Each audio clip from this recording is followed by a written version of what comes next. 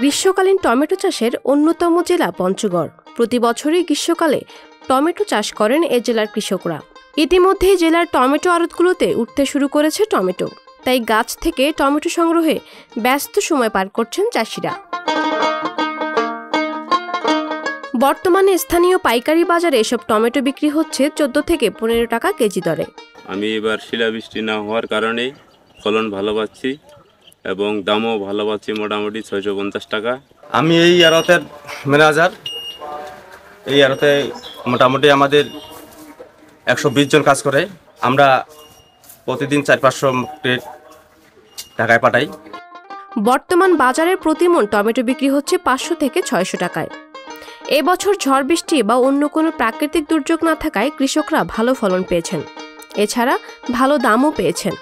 এতে গত কয়েক বছরের লোকসান পুষিয়ে নেওয়ার আশা তাদের।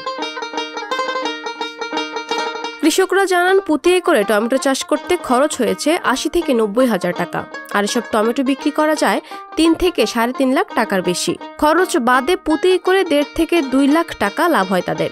তবে দাম কমে যাওয়ায় শঙ্কায় আছেন অনেক কৃষক।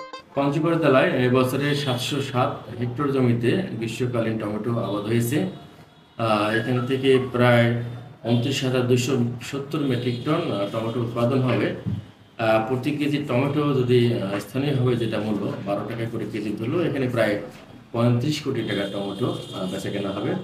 আর এই টমেটো উৎপাদন থেকে শুরু করে প্রসেসিং এবং বাজারজাতকরণের এই কাজে অনেকগুলো শ্রমিক নিয়োজিত আছে, যার ফলে এটা বড় একটা অংশের কর্মসংস্থান হচ্ছে এখানে। তো টমেটোর আবাদ সামনে মৌসুমটাতে বাড়বে বলে আশা করছি, কারণ এবার কৃষকেরা খুব ভালো দাম পাচ্ছে। পাপিয়া মামুন, সংবাদ প্রকাশ। সংবাদ, ফিচার ও অনুষ্ঠানের জন্য ভিজিট করুন সংবাদ প্রকাশের ওয়েবসাইট এবং যুক্ত থাকুন ফেসবুক পেজ ও ইউটিউব চ্যানেলের সঙ্গে।